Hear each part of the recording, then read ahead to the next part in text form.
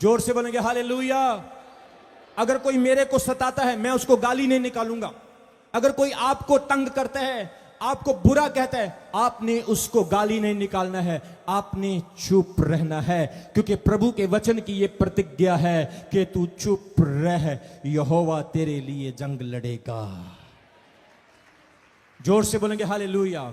मेरे प्रियो, बाइबल कहती है जब परमेश्वर मूसा और इजरायलियों को मिस्र की गुलामी से निकाल करके ले आया, वो रास्ते में आ रहे थे, लाल समंदर पर जब पहुंचे, पीछे फिरौन की फौजें, आगे लाल समंदर, सब लोग घबरा गए। औरतें, बड़े छोटे, बच्चे, बुजुर्ग, नौजवान मूसा को ताने मारने लगे। यहां तक कि मूसा की बहन, मूसा का भाई और दूसरे जितने भी याजक थे वो मूसा को कहने लगे, तू मूर्ख है, तू हमें गुलामी से निकाल ले आया है, वहां पर हम जैसे भी थे हम अच्छे थे, अब तू हमें यहां जंगल में मारने लगा है। परमेश्वर ने मूसा से बात करके कहा, मूसा मत डर, इस फिरौन की फौजों से मत डर, इन मिस्रियों से मत डर, क्योंकि जो मिस्री आज तुझे दिखाई दे रहे हैं तू दोबारा इन मिस्रियों को अपने जीवन में नहीं देखेगा। सुन, जो लाठी तेरे हाथ में है, इस लाठी को अपने हाथ में उठा ले और प्रभु का नाम लेकर इस लाठी को समंदर पर मार। मेरे प्रियो, पवित्र वचन कहता है मूसा ने लोगों को कहा, चुप हो जाओ। सब बोलो, सब बोलो, क्या कहा? चुप हो जाओ, क्योंकि ये युद्ध तुम्हारा नहीं, ये युद्ध प्रभु का युद्ध है। जब लोग मूसा को ताने मार रहे थे, मूसा को बुरा बोल रहे थे, एक ऐसा प्रभु का दास जिसने अपने राज्य को छोड़ दिया, अपनी रॉयल लाइफ को छोड़ दिया, अपने अच्छे कपड़े, अच्छे खाने को छोड़ दिया, एक मश्क पानी की लेकर रेगिस्तान में चला गया, थोड़ा सा पानी और थोड़ी सी रोटी लेकर एक लंबे सफर के लिए निकल गया, और जिसने अपना सब कुछ प्रभु की आवाज और उसकी बुलाहट के लिए निशावर कर दिया। आज वही लोग उस प्रभु के दास को ताने मार रहे हैं। आज भी हमारी लाइफ में ऐसा होता है। जो प्रभु का दास सबसे ज्यादा मेहनत करता है, जो प्रभु का दास सबसे ज्यादा प्रार्थना करता है, आपके दुखों में सुखों में आपके साथ खड़ा होता है, आपके लिए हरदम प्रार्थना करता है और फास्टिंग करके परमेश्वर से आपकी सुरक्षा के लिए, आपकी ब्लेसिंग के लिए, आपके भविष्य के लिए, आपको पाप से बचाने के लिए जो प्रभु का दास हमेशा प्रार्थना करता है, अक्सर ही लोग उसकी वैल्यू नहीं करते, उसकी कदर नहीं करते, उसका एहसान भूल जाते हैं, उसकी प्रार्थनाओं को भूल जाते हैं। बाइबल कहती है उस समय भी ऐसा हुआ, लोग मूसा के सारे उन सैक्रिफाइस को भूल गए, लेकिन मूसा विश्वास करता था, जब मेरा परमेश्वर मेरे साथ है ये लोग भी बदल जाएंगे, ये लोग भी चेंज हो जाएंगे।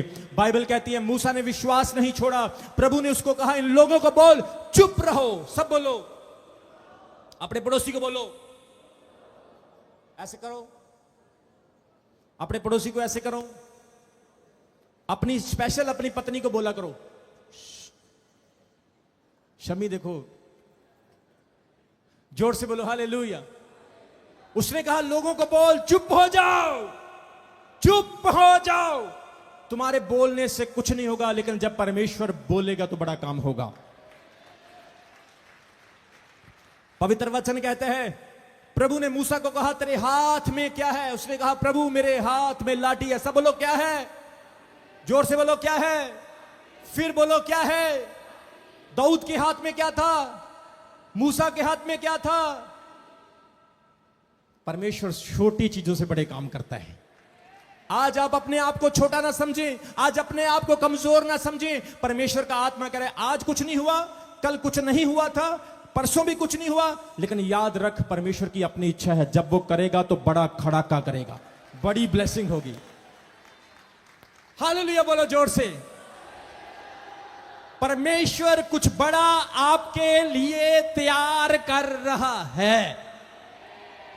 God is preparing something big for you, जो आप देख नहीं सकते, जो आप महसूस नहीं कर सकते, आप सिर्फ उस पर विश्वास कर सकते हैं। परमेश्वर कुछ बड़ा आपके लिए, आपके बच्चों के लिए तैयार कर रहा है, क्योंकि उसने उत्पत्ति 12 अध्याय में यह वादा किया था कि हे अब्राहम, तेरे द्वारा मैं पृथ्वी की सब जातियों को आशीषित करूंगा। क्या लिखा प्रभु के वचन में? तू चुप रह। क्या लिखा? बोलो बोलो। कई लोग चुप नहीं रहते। आज सुन लो क्या होना है। कई बहन अपने पतियों से बड़ी परेशान है, वो चुप नहीं होते, और कई भाई अपने पत्नियों से बड़े परेशान हैं। बहनें हंस रही हैं, बोलो हालेलुया। मैं आपको बताना चाहता हूं, हमारे देश के एक प्रधानमंत्री हुए जिनका नाम था अटल बिहारी वाजपेयी, और उस समय में एक साइंटिस्ट हुए जिनका नाम था रिस्पेक्टेड डॉक्टर अब्दुल कलाम।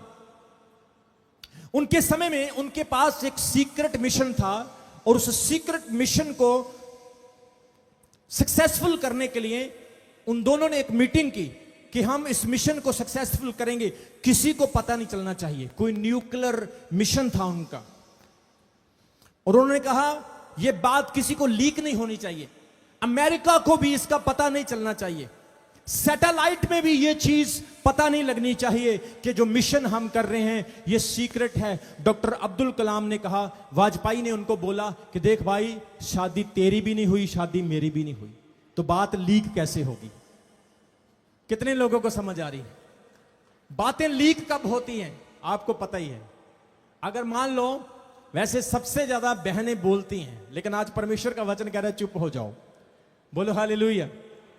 बहनें कई बार बिना वजह बोलती रहती हैं, मैंने बच्चे को उठाया, चाय बना ले, मैं ये कर रही हूं, झाड़ू लगा दे। कई बार कई भाई जो है बाइबल ट्रेनिंग करके आते हैं, उससे पूछा जाता भाई आपने बाइबल ट्रेनिंग की, आप क्यों कर रहे हो? मैं I will ministry for God, मैं परमेश्वर की मिनिस्ट्री करूंगा। और सेवकाई जब नहीं करते तो शादी हो जाती है, तो घर जाके देखो फिर होम मिनिस्ट्री करते हैं। कितने लोगों को समझ आ रही? आप समझ रहे कि नहीं समझ रहे? बोलो हालेलुया, बोलो हालेलुया। आपका हालेलुया बड़ा कमजोर है, बोलो हालेलुया। कितने लोगों को समझ आ रही मेरी बात की? अगर आदमियों को मछली पकड़ने के लिए भेजोगे, आदमी मछली पकड़ेंगे, वो बोलेंगे, इशारों से बात करेंगे। अगर औरतों को मछली पकड़ने भेजोगे क्या करेंगी? बोलो, औरतें क्या करेंगी? तेनू पता कल मैं साड़ी लेके आंदी, तेनू पता साड़ी गवांडिया दी जड़ी शीतल है ना, वो बहुत ही निकम्मी औरत है, मैं तो उसको बुलाती, मैं तो उसके मुंह नहीं लगती हूं, मैं जब सुबह सुबह उठती हूं ना, मैं तो ऐसे करके निकल जाती हूं। मतलब अगर औरतों को आप मछली पकड़ने के लिए भेज दोगे तो सारा दिन बैठी रहेंगी, मछली छोड़ो, मछली पकड़ने वाले भी उसके पास से भाग जाएंगे। आप समझ रहे कि नहीं समझ रहे? मतलब मैं बहनों की कमजोरी नहीं बता रहा हूं, उनकी क्वालिटी बता रहा हूं।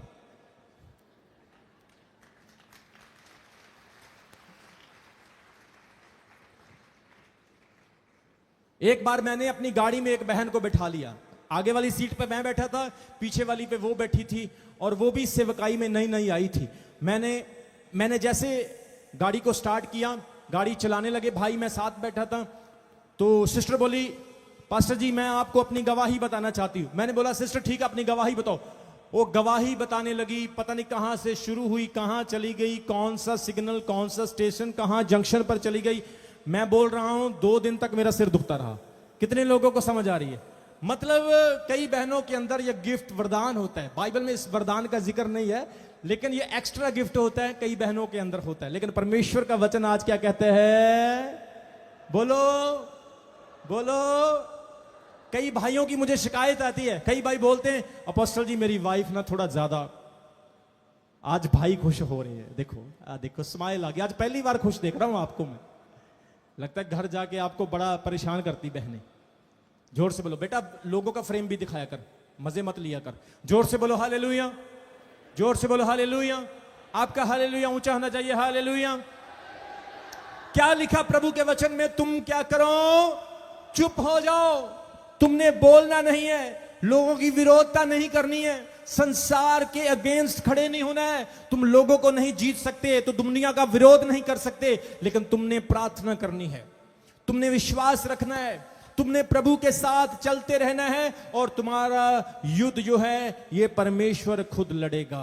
इस वचन से हम क्या सीखते हैं? चुप रहना एक विश्वास का चिन्ह है। बोलो किसका चिन्ह है? चुप रहना एक योजना का चिन्ह है। There is a God's plan. जब आप चुप रहते हैं तो इसमें एक परमेश्वर की योजना होती है, और चुप रहने का मतलब है कि परमेश्वर आपको जवाब दे रहा है। God is going to reply your answer. परमेश्वर आपके प्रार्थना का उत्तर आपको देने वाला है जब आप चुप रहते हैं। एक वचन पढ़ो मेरे साथ, हबकुक की किताब, उसके 2 अध्याय, उसके 3 वचन में। हबकुक छोटे नबियों से है। हबकुक की किताब, उसके 2 अध्याय, उसके 3 वचन में, चैप्टर 2 वर्स 3 में लिखा है, स्क्रीन के ऊपर दिखाऊं। क्योंकि इस दर्शन की बात नियमित समय में पूरी होने वाली है, वरन इसके पूरे होने का समय वेग से आता है, और इसमें धोखा ना होगा। चाहे इसमें विलंब भी हो तो भी उसकी बाट जोहते रहना, क्योंकि वह निश्चित पूरी होगी और उसमें देर ना होगी। सब बोले आमीन। मेरे प्रियो, हम एक नबी के बारे में, एक प्रॉफिट के बारे में देखते हैं जिसका नाम है हबकुक। ये 7वीं शताब्दी ईसा पूर्व इस्राएल देश में आया, जिस समय इस्राएल देश बेबीलोन के अधीन था। बेबीलोनियों ने इसके ऊपर कब्जा किया हुआ था, और एक ऐसी परिस्थिति थी कि वहां पर पाप बहुत बढ़ गया था, और लोग जो थे परमेश्वर को भूल चुके थे। उनके अंदर बहुत सारे पाप आ गए थे, बहुत सारे ऐसे व्यभिचार, मूर्ति पूजा और तरह तरह की अनआज्ञाकारी हो गई थी, जिसके कारण वहां का लॉ एंड ऑर्डर, वहां का सिस्टम खराब हो चुका था। पापी लोग जो थे वो फल पाते जा रहे थे, और धर्मी लोग जो थे वो प्रताड़ित हो रहे थे। और वचन कहते हैं, हबकुक ने परमेश्वर से प्रार्थना करके कहा, प्रभु कब तक तू अधर्मियों को अनसुनी करेगा? कब तक तू अपने प्रिय लोगों की प्रार्थनाओं को नहीं सुनेगा? देख प्रभु, पाप बढ़ता जा रहा है, जो अधर्मी हैं वो हावी होते जा रहे हैं, और तेरे धर्मी लोगों की कोई सुनी नहीं जा रही। प्रभु कब तक ये समय रहेगा? कब तक ये अंधेर चलता रहेगा? हबकुक नबी ने परमेश्वर से प्रार्थना की एक ऐसे समय में जब अंधकार था और पराए देश के वो गुलाम थे। और बाइबल कहती है, यहोवा परमेश्वर ने हबकुक नबी को आवाज देकर कहा, डर मत, ये जो प्रार्थना तुम कर रहे हो, एक समय आने वाला है, इसमें देरी तो होगी, विलंब तो होगा, ये वेग से आएगा, परंतु ये पूरा होगा। परमेश्वर अपने लोगों के लिए खड़ा होगा और तुम्हें बेबीलोन से छुड़ाएगा। आप समझ रहे कि नहीं समझ रहे? बोलो हालेलुया, बोलो आमीन। हम क्या देख रहे हैं वचन में? परमेश्वर कहता है, मैं तुम्हारे लिए लड़ूंगा, I will fight for you. लेकिन तुम्हें क्या करना है? चुप रहना है। बोलो क्या करना है? चुप रहना है। चुप रहने का मतलब हमें शांति के साथ परमेश्वर के सामने प्रार्थना करना है। चुप रहने का मतलब हमें प्रभु के साथ साथ चलते रहना है। फल छोटा है या बड़ा है, हमें प्रभु में बने रहना है। मेरे प्रियो, मैं आपको बताना चाहता हूं, जो समय अब चल रहा है यह बड़ी कठिनाई का समय है। इस वक्त में प्रभु के साथ चलना विश्वासियों के लिए सबसे कठिन है, क्योंकि शैतान का बड़ा जोर है। शैतान आपको प्रभु से तोड़ना चाहता है, गुमराह करना चाहता है और नरक में डालना चाहता है। शैतान चाहता है कि आप दुनिया की तरह करें। कई बार आपके मन में ऐसे विचार आते होंगे, प्रभु ये पाप करता है और ये कितना अच्छा है, ये पाप करता है, ये बुरा व्यक्ति है, इसके पास सब कुछ है। लेकिन प्रभु का वचन क्या कहता है? वो एक समय है, लेकिन वो फल नहीं है, और उसके बाद जो उसका रिजल्ट होगा वो अच्छा नहीं होगा। लेकिन जो परमेश्वर के लोग हैं वो हमेशा फलवंत रहेंगे, वो सितारों की तरह चमकेंगे, और बाइबल कहती है वो फ्रूटफुल रहेंगे, वो आशीषित रहेंगे। इसलिए वचन कहता है तुमने क्या करना है? चुप रहना है। और क्या करना है? प्रार्थना करनी है। क्या करनी है? प्रार्थना। चुप रहने का मतलब क्या है? विश्वास रखना, प्रभु पर निर्भर हो जाना। ऐसे नहीं, परमेश्वर ने ब्लेस नहीं किया अब मैं चर्च नहीं जाऊंगा, आप चुप नहीं है, आपके अंदर विश्वास नहीं है। परमेश्वर ने मेरी गवाही नहीं दी, इसलिए अब मैं चमकौर साहिब चर्च में नहीं जाऊंगा, मैं परमेश्वर के सामने अब प्रार्थना नहीं करूंगा, मैं अपोस्टल जी से बात नहीं करूंगा, मैं अब विश्वासियों से कोई मेल मिलाप नहीं रखूंगा, क्योंकि परमेश्वर ने मुझे ब्लेस नहीं किया। परमेश्वर कई बार हमें टोलता और टटोलता है। एक बात मेरी हमेशा याद रखना, परमेश्वर के बिल्ड करने का अपना तरीका है, परमेश्वर के बनाने का अपना तरीका है। वो बनाएगा आपको, चाहे वो तोड़ के बनाए, वो कुचल के बनाए, वो खींच के बनाए, कैसे भी बनाए, लेकिन वो आपको बनाएगा, वो आपको ब्लेस करेगा। जोर से बोलेंगे आमीन, जोर से बोलो आमीन। एक व्यक्ति जो खुद काम करता है और महान बनता है, एक व्यक्ति दूसरे की प्रॉपर्टी पर महान बनता है, दोनों में फर्क होता है। परमेश्वर चाहता है तुम इंडिपेंडेंट बनो, परमेश्वर चाहता है तुम स्ट्रांग बनो, मजबूत बनो, ऐसे बलीवर, ऐसे विश्वासी बनो। परमेश्वर आपको बिल्ड करेगा। यहां पे जो भाई बैठे हैं, परमेश्वर आपको बिल्ड करेगा, आपको बिल्ड करेगा, आपको करेगा। परमेश्वर आपको ब्लेस करेगा। जो सपना, जो ड्रीम आपने देखा है, परमेश्वर उसको पूरा करेगा। चाहे वो आत्मिक ड्रीम है, बिजनेस का ड्रीम है, कारोबार का ड्रीम है, आप उस पर काम करते रहो। आपका काम है पानी देते रहो, देते रहो, देते रहो, देते रहो। आपको समझ आ रही कि नहीं आ रही? मेरे घर के सामने एक सड़क बनी हुई है और मैंने देखा वहां पर एक आम का पेड़ सड़क के बीच में से निकल आया। जिसको परमेश्वर ने निकालना है ना, वो पत्थरों से भी बाहर निकाल लेता है। जिसको परमेश्वर ने ब्लेस करना है, उसको पत्थर, उनको सड़कें भी रोक नहीं सकती। वो ब्लेस होगा, होगा, होगा और 100% होगा। इसलिए प्रभु में बने रहना है। चुप रहने का मतलब है विश्वास में बने रहना। बोलो किसमें? बोलो किसमें? विश्वास में। कई बार हम कहते हैं प्रभु शॉर्टकट मार दें और बड़ी मुसीबत में पड़ जाते हैं। परमेश्वर कहता है शॉर्टकट नहीं, लॉन्ग कट होगा, लेकिन लॉन्ग होगा और ब्लेस्ड होगा। जोर से बोलेंगे हालेलुया। बोलो हालेलुया। सबको जय मसीह की। मैं जतिन बब्बर और आप देख रहे हैं मसीह परिवार चैनल। जैसे कि आप सब जानते हैं कि मैं इस चैनल पे प्रभु के अलग अलग दासों की वीडियोस डालता हूं। तो अगर आपको हमारा चैनल अच्छा लगता है तो आप इस चैनल को ज़्यादा से ज़्यादा सब्सक्राइब जरूर करें, ताकि आप प्रभु के वचन को सुन सके। वीडियोस को ज़्यादा से ज़्यादा शेयर करें, ताकि जिन लोगों तक वचन नहीं पहुंचा उन तक भी वचन पहुंच सके। सबको जय मसीह की। एक बार मैं आपसे दोबारा कहूँगा कि इस चैनल को सब्सक्राइब जरूर करें और वीडियोस को ज़्यादा से ज़्यादा शेयर करें। जय मसीह की।